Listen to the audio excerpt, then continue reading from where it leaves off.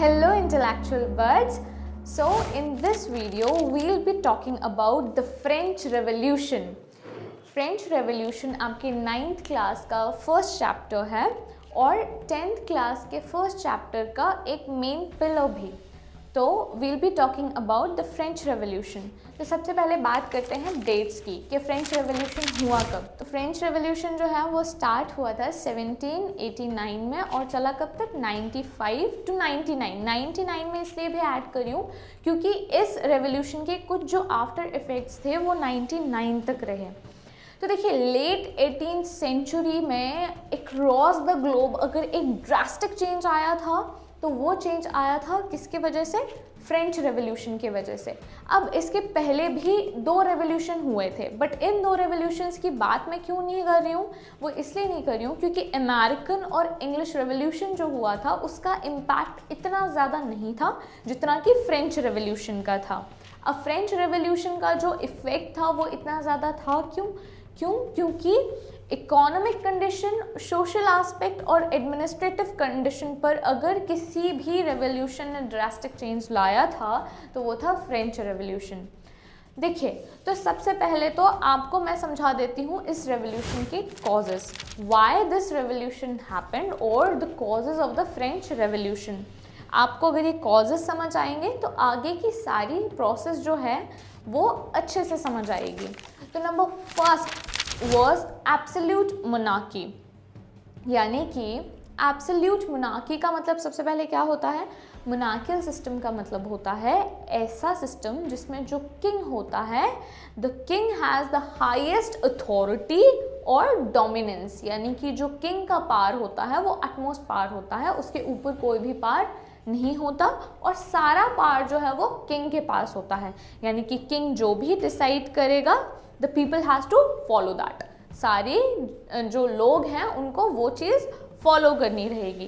Absolute monarchy के बहुत सारे ड्रॉबैक्स होते हैं जिसमें से अगर मैं आपको सबसे पहले समझाऊं तो वो ये कि जो किंग डिसीजन लेता है वो सबको मानना होता है. It doesn't matter whether the decision was right और नॉट.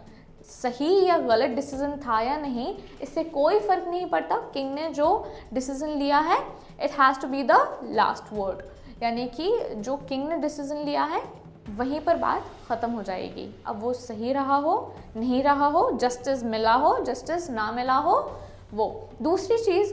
जितने भी डिसीजंस लिए जाते हैं किंग के थ्रू, अब अगर वो कंट्री के फेवर में हैं, डेवलपमेंट में, अपलिफ्टमेंट में है या नहीं, वो एब्सोल्यूट मोनार्की में बिल्कुल भी नहीं देखा जाता. यानी कि अगर एक पर्सन किंग बन गया है तो उसके बाद वो जो भी डिसीजन लेगा, फेवर्स में हो या नहीं हो, अपलिफ्टमेंट हो या नहीं हो, वही डिसीजंस फॉलो किए जाएंगे कंट्री में.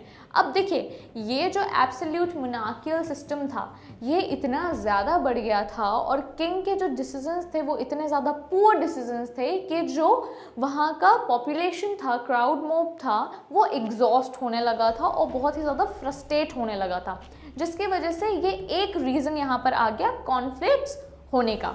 Now number second cause of the French Revolution was corrupt leadership. अब देखिए मोनार्कियल सिस्टम था और मोनार्कियल सिस्टम को लोग अगर एक्सेप्ट नहीं कर पा रहे थे तो कहीं ना कहीं उसका रीज़न था करप्ट लीडरशिप. यानी कि जो वहाँ के लीडर थे, जो किंग थे, वो करप्ट थे. उनकी जो लीडरशिप क्वालिटीज़ थी वो बिल्कुल भी एप्रिशिएबल नहीं थी. दैट इज़ वाई पीपल वो एग्जॉस्टेड. अब देखिए इसके बाद नंबर थर्ड कॉज, देखिए सारी जो प्रोसेस है, पूरी जो स्टोरी है वो मैं आपको धीरे धीरे समझाऊंगी और एक एक आइडियाज़ आपको क्लियर करते जाऊंगी. You just need to have some patience and we'll be covering every single thing. अभी मैं आपको सिर्फ कॉजेज बता रही हूँ. Number third cause was unfair land distribution. यानी कि जो लैंड डिस्ट्रीब्यूशन था, whether it was for agriculture purposes or for commercial purposes, उनका जो डिस्ट्रीब्यूशन था वो uneven था, अनस्टेबल था, इक्वल नहीं था. यानी कि अनफेयर डिस्ट्रीब्यूशन ऑफ लैंड. इसके बाद number fourth cause was unfair text code. देखिए, अब अनफेयर टैक्स कोड का सीधा सीधा सा मतलब है कि जो टैक्सेस लगाए जा रहे थे वो टैक्सेस जो थे वो बहुत ही ज़्यादा अनफेयर थे, बायस्ड थे, डिस्क्रिमिनेटेड थे। रिचेस के लिए अलग, पुअर्स के लिए अलग, क्लास वाइज अलग। वो जो टैक्स लग रहे थे वो अनइवन टैक्सेस थे और फेयर नहीं थे, जिसकी वजह से जो लोगों के अंदर का आक्रोश था वो बढ़ता जा रहा था। Number 5th cause was rigid social class structure. यानी कि देखिए, अब आपको समझने की ज़रूरत है कि उस वक्त में फ्रांस का जो कास्ट स्ट्रक्चर था, क्लास स्ट्रक्चर जो था वो क्या था, और वो मैं आपको थोड़ा सा आगे चलकर बताऊंगी कि क्लास का जो स्ट्रक्चर था, जो क्लासेस थी वहाँ की, वो किस तरीके से डिवाइडेड थी। Okay, so number 6th cause was privilege of the first and the second estate. अब ये जो टर्म आया है फर्स्ट एंड सेकेंड एस्टेट, वो मैं जब आपको क्लास डिफरेंसेस समझाऊंगी तब आपको बताऊंगी कि क्या है। The next cause was poor harvest. अब देखिए, अगर कंडीशन जो है कंट्री का, यानी कि इकोनॉमिक कंडीशन जो है कंट्री की, अगर वो सही नहीं जा रही है, इकोनॉमिक क्राइसिस हो रहे हैं, डाउनफॉल हो रहे हैं, तो कहीं ना कहीं वो आपके एग्रीकल्चर को भी अफेक्ट करेंगे ही। तो ये जो था वो फ्रेंच रेवोल्यूशन का नेक्स्ट कॉज बन गया। उस टाइम पर हार्वेस्ट जो था वो बिल्कुल भी सही कंडीशन में नहीं हो पा रहा था।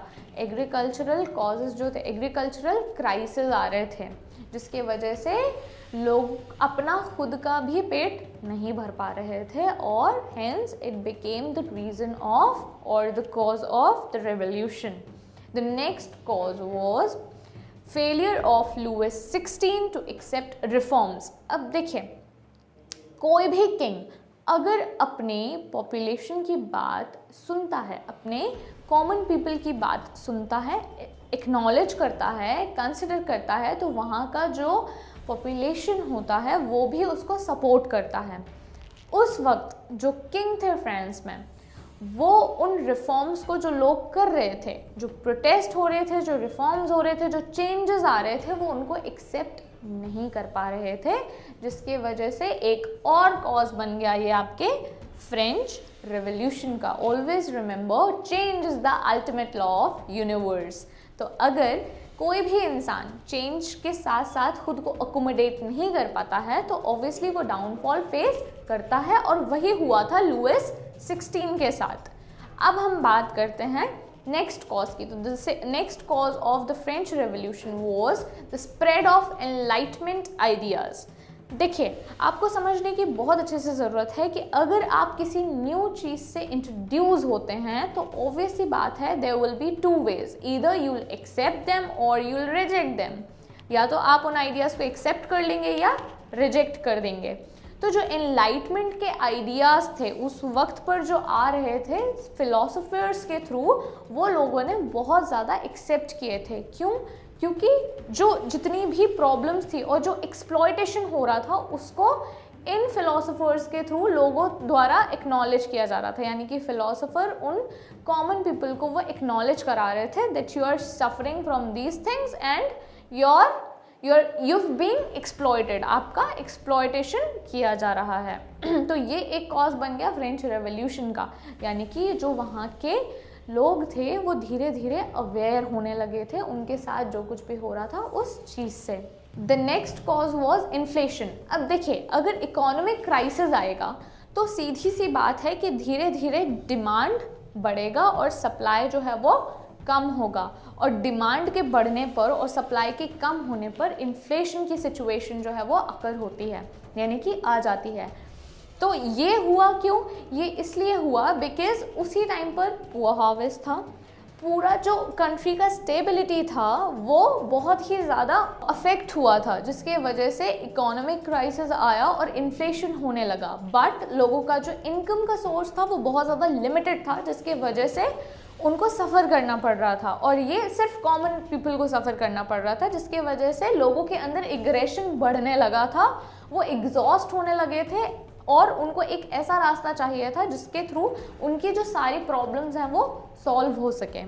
The next cause of the revolution was formation of national assembly. अब देखिए, अगर किसी भी कंट्री का केवल एक मेजर पार्ट जो है वो डोमिनेंस में रहे, पावर में रहे, सारी लग्जरीज उसको मिले, और दूसरा जो पार्ट है, जो माइनर पोर्शन है, जो ऑर्डिनरी पीपल का मोब है, अगर उसको फैसिलिटीज़ ना मिलें तो it creates a conflict, it creates contradictions, जिसके वजह से क्या होता है, वॉर्स होते हैं। और इसी वजह से फ्रेंच रेवोल्यूशन भी हुआ। नेशनल असेंबली बनने के बाद हुआ ये कि जो किंग था उसका पार बढ़ा और जो नोबल क्लास थी वो बहुत ज़्यादा अथॉरिटी में आई, जिसके वजह से जो थर्ड क्लास थी वो पूरे तरीके से निगलेक्ट कर दी गई और बहुत ही ज़्यादा फॉर ग्रांटेड वे में ली गई, जिसके वजह से जो एग्रेशन था अगेन वो बढ़ गया। अब हम बात करते हैं मोटो की। फ्रेंच रेवोल्यूशन का मोटो हम सभी जानते हैं, बहुत इजी सा 3 वर्ड्स में आपको ये मोटो जो है वो डिस्क्राइब मैं कर दूंगी, लिबर्टी, इक्वालिटी एंड फ्रेटर्निटी।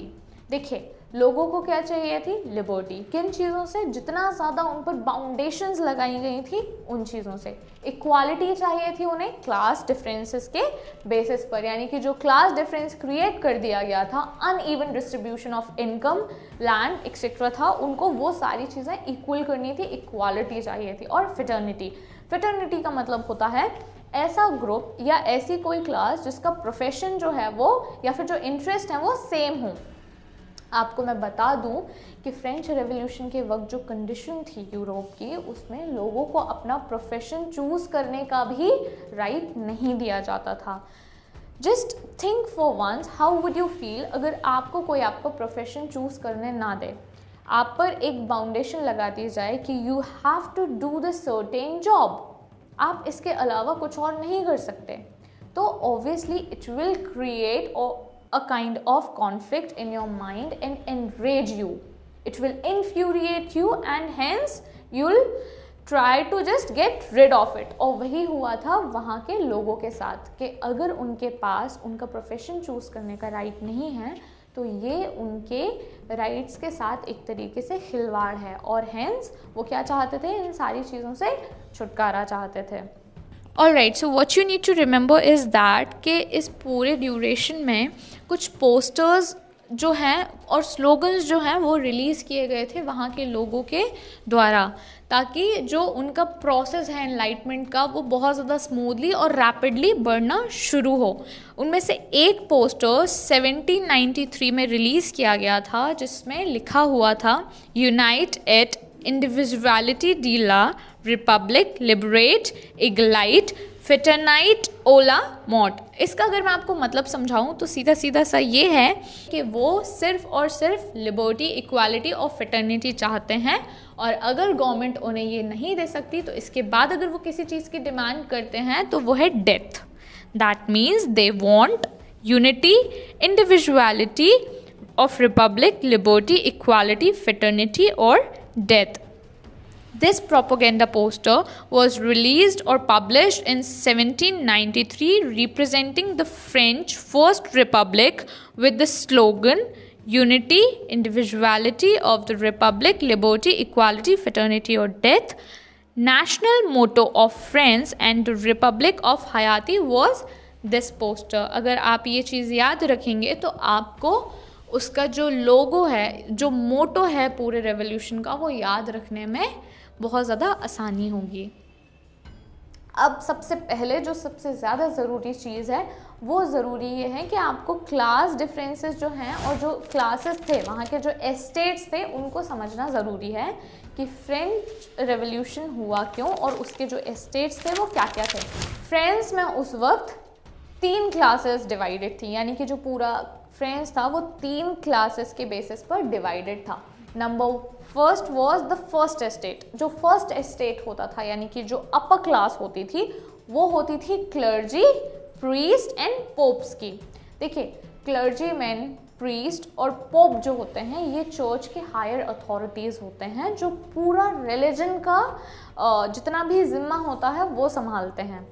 जैसे कि अगर मैं आपको हिंदुइज़्म के बेसिस पे बताऊं तो जो पुजारी होते हैं, पंडित होते हैं, ये सारी जो रिलीजियस चीज़ें हैं वो हमें समझाते हैं। गुरु होते हैं, वो सारी पूजा पाठ जितने भी रिचुअल्स होते हैं उनको करते हैं, है ना।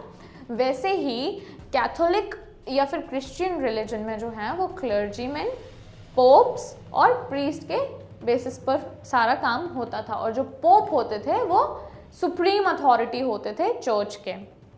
नंबर सेकेंड क्लास और second estate was the nobility. अब देखिए नोबिलिटी को आप कैसे समझ सकते हैं, थोड़ा सा अगर आप पीछे जाएं तो हमारे इंडिया में राजा महाराजा भी होते थे, जमींदार भी होते थे और ऐसे लोग होते थे जिनके हाथ में सत्ता और पैसे दोनों होते थे, यानी कि इनके हाथ में पावर भी होती थी, अथॉरिटी भी होती थी और लग्जरी भी होती थी।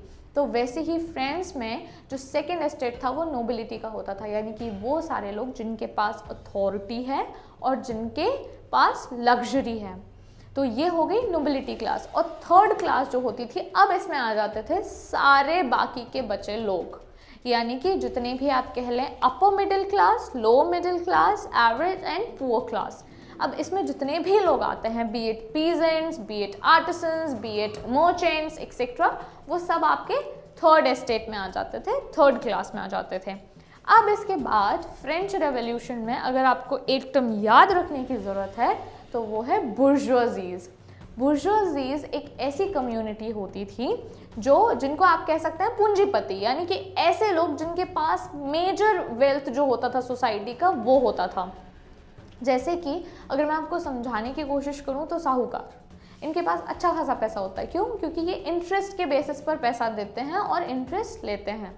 वैसे ही बुर्जुआजी कम्युनिटी जो थी वो वहाँ की ऐसी कम्युनिटी थी जिसके पास मेजर वेल्थ था। अब इसका जो रोल है फ्रेंच रेवोल्यूशन में वो क्या है वो आपको आगे समझ आएगा।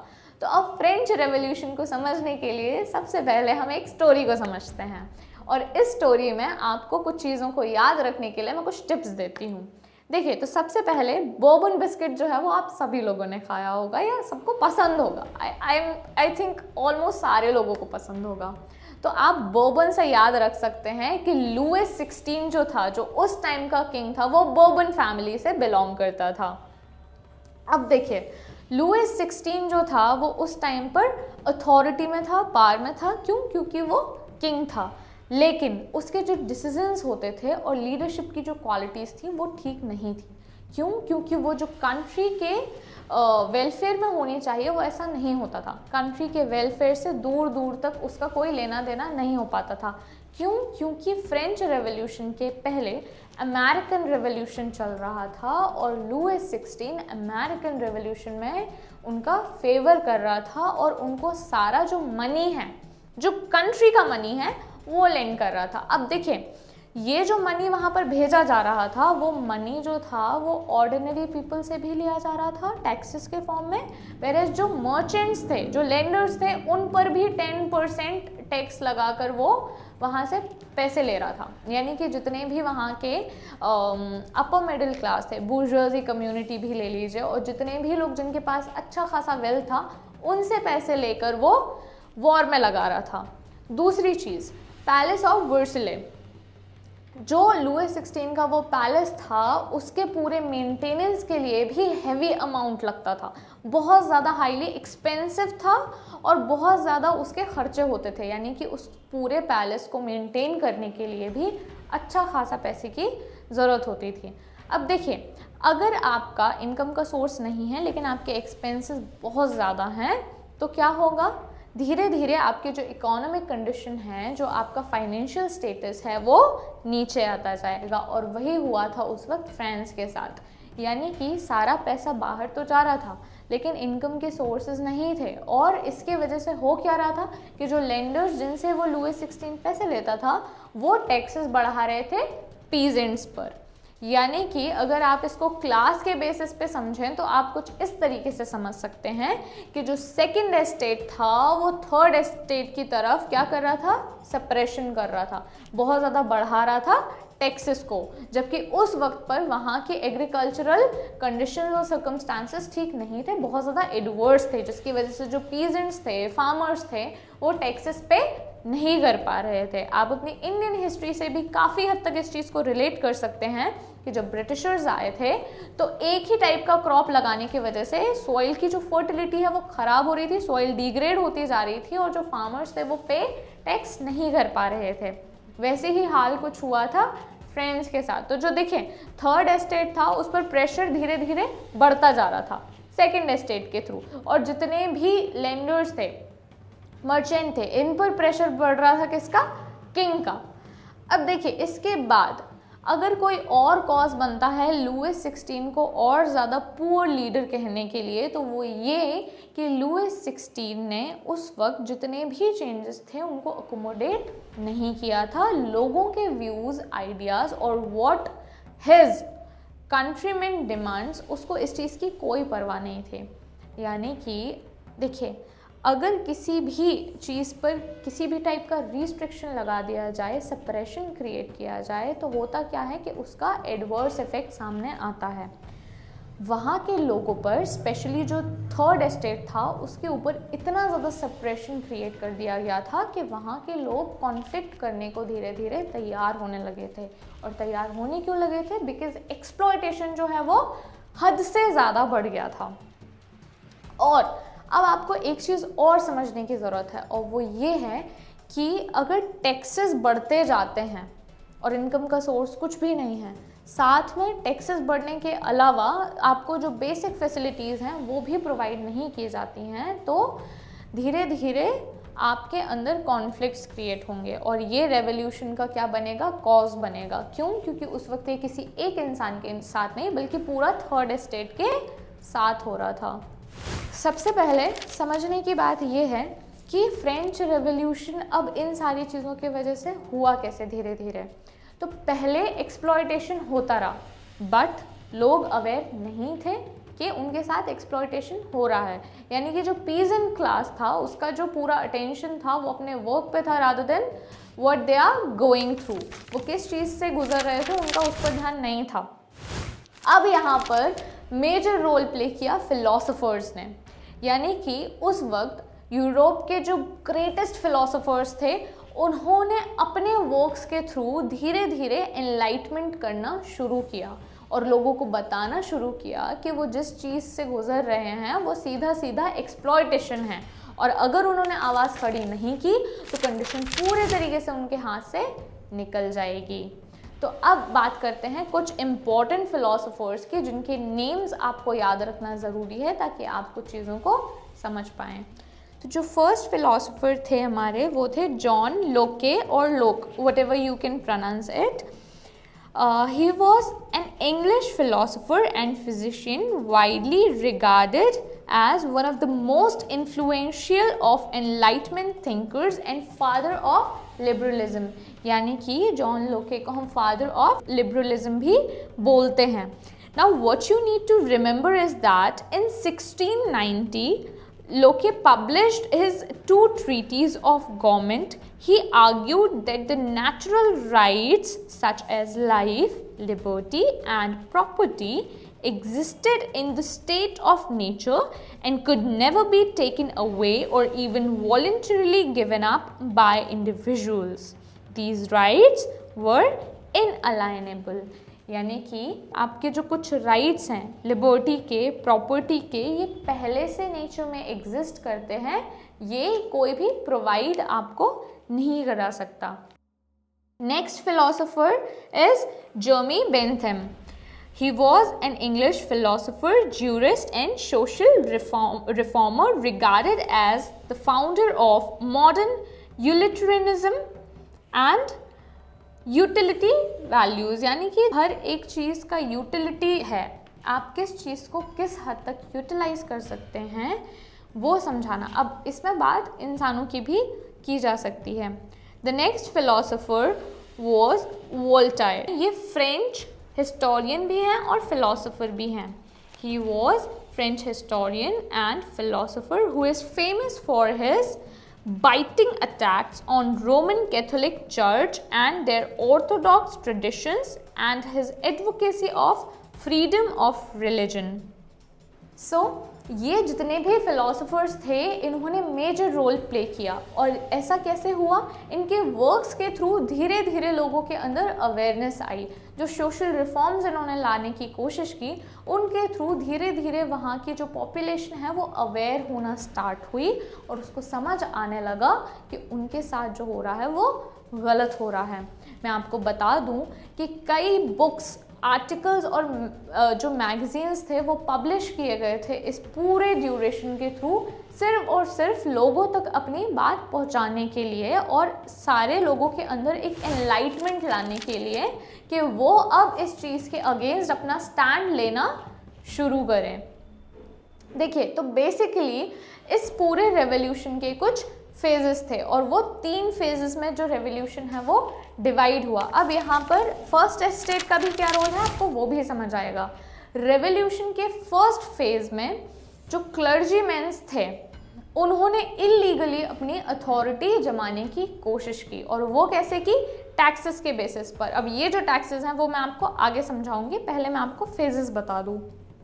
जो सेकेंड फेज था रेवोल्यूशन के सेकेंड फेज में, जो नोबिलिटी थी वो अपने जो सेंट्रल से उसकी जो पावर और अथॉरिटी गई थी उसको रीगेन करने की कोशिश में थी। किंग था, उसकी जो जनता है वो उसके हाथों से निकल रही है और जो लोग हैं उसके अगेंस्ट कॉन्फ्लिक्ट्स क्रिएट करने को स्टार्ट हो गए हैं। और to prevent this condition Louis 16 ने असेंबली फॉर्म की और पूरी जो नोबिलिटी क्लास थी वो धीरे धीरे अथॉरिटी में वापस आना चाहती थी और जो सेंट्रल पोजीशन है उसको रीगेन करना चाहती थी।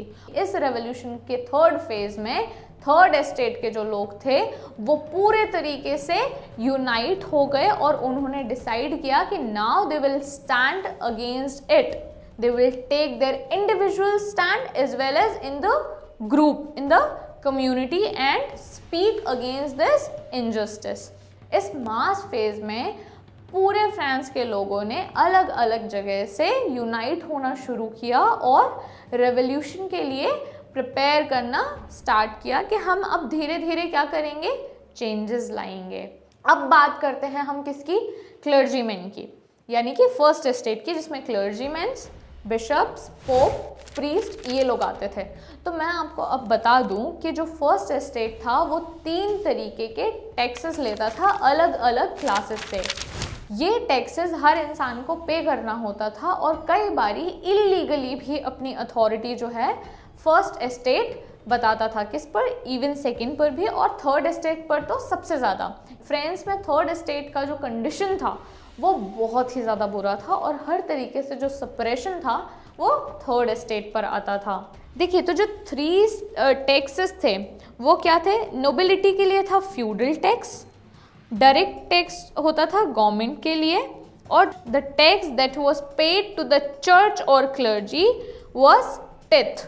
अब ये जो वर्ड है टिथ, ये आपको समझने की ज़रूरत है। ये जो टिथ है वो 1:10 यानी कि 1 फ्रैक्शन 10 के बेसिस पर चलता था, यानी कि पूरी इनकम का ऑलमोस्ट 10% जो है वो चर्च को जाता था और ये इंसान देना चाहे या ना देना चाहे इट वॉज मैंडेटरी, यानी कि आपको पे करना ही होगा। 3 तरीके के ये जो टैक्सेस लगते थे इनके वजह से लोगों के अंदर आक्रोश आना शुरू हो गया था। Because why? देखिए, जो पीजेंट क्लास था, जो थर्ड एस्टेट था, उसकी कंडीशन जो थी, इकोनॉमिकल कंडीशन थी, वो बद से बदतर होती जा रही थी, जिसके वजह से लोग टैक्सेस भरने में एबल नहीं थे। अब इसके साथ साथ जो सबसे मेजर चेंज आया था, जो ड्रास्टिक चेंज आया था, वो ये था कि जो पॉपुलेशन थी वो भी बढ़ रही थी। वहाँ की जो पॉपुलेशन थी फ्रांस की वो 23 मिलियन से 28 मिलियन पर पहुँच गई थी। पॉपुलेशन बढ़ने से हो क्या रहा था कि क्राइसिस और स्कैरसिटी जो थी वो हद से ज़्यादा बढ़ती जा रही थी, जिसके वजह से जितनी भी चीज़ें हैं वो कम होती जा रही थी। अब जब स्कैरसिटी आएगी और टैक्सेस फिर भी बढ़ते जाएंगे तो लोगों के अंदर एग्रेशन आना बहुत ही ज़्यादा ऑब्वियस है, जो आपका कॉज बन गया किसका? फ्रेंच रेवोल्यूशन का। धीरे धीरे मैसेस में लोगों ने शुरू किया रिवोल्ट करना, स्टैंड अप और अगेंस्ट में पूरे गवर्नमेंट और अथॉरिटी के बोलना। लोगों ने चर्च को भी धीरे धीरे क्या किया, उसके अगेंस्ट में भी अपनी वॉइस रेज करना स्टार्ट किया कि जो वो टिथ है वो नहीं देंगे। क्यों? क्योंकि हर बारी हर जो जितने भी रिचुअल्स हैं वो क्लर्जीमैन के द्वारा नहीं हो पा रहे थे सही तरीके से, और अगर हो भी रहे थे तो जो टैक्सेस हैं वो इतने ज़्यादा बढ़ा दिए गए थे कि लोग उनको पे नहीं कर पा रहे थे। और सेम हो रहा था नोबिलिटी के साथ। नोबिलिटी क्लास में जितने भी टैक्सेस लगाए जा रहे थे उनके द्वारा, वो भी लोगों ने उसके अगेंस्ट बोलना शुरू किया और उसको रिजेक्ट करना स्टार्ट किया। Now what you need to understand is that कि जितना भी ये पॉपुलेशन में ड्रास्टिक चेंज आया था, इसने एक ज़्यादा बुरा काम ये भी किया था कि स्कैरसिटी ऑफ रिसोर्सेज हो गया था। ऑलवेज रिमेंबर, अगर डिमांड बढ़ रहा है, सप्लाई कम है, तो स्कैरसिटी होगा, और इसेंशियल रिसोर्सेज में स्कैरसिटी होने की वजह से जो ओवरऑल डेवलपमेंट एंड ग्रोथ है वो भी डाउनफॉल में चला जाता है, वो भी पूरा कम हो जाता है, डिक्रीज हो जाता है, जिसके वजह से जो लोग थे वो पुअर से पुअरर वाली कंडीशन में, स्टेट में पहुंचते जा रहे थे। तो लोगों ने क्या किया, फिर रिवोल्ट करना स्टार्ट किया, जिसके वजह से हुआ ये कि जो पॉजिटिव चेंजेस हैं वो धीरे धीरे आना शुरू हुए और फ्रांस की कंडीशन थोड़ी थोड़ी अच्छी होने लगी। देन अब मैं आपको बता दूं कि इस वक्त पर यूरोप में वुमेन के जो राइट्स थे, प्रॉपर्टी राइट्स हो गए, एजुकेशनल राइट्स हो गए, ये उनके पास नहीं थे। इस रेवोल्यूशन की वजह से उनके पास धीरे धीरे उन्हें भी उनके राइट्स मिलना शुरू हुआ, लोगों को फ्रीडम दिया गया, इक्वालिटी मिली और उन्हें उनका प्रोफेशन चूज करने का राइट भी मिलने लगा। And at last what you need to remember is that कि जितने अच्छे तरीके से ये चीज़ें जा रही थी, फ्रेंच रेवोल्यूशन के जो बेनिफिट्स थे वो दिखने लगे थे लोगों को, उसके बाद एक मेजर चेंज आया और नेपोलियनिक एरा आ गया, जिसके वजह से कंडीशन थोड़ी सी ख़राब होने लगी। फ्रेंच रेवोल्यूशन में समझने के लिए अभी आपको इतना ही है। Do let me know if I missed something और you have any queries, I would love to solve them, and keep learning, keep sharing.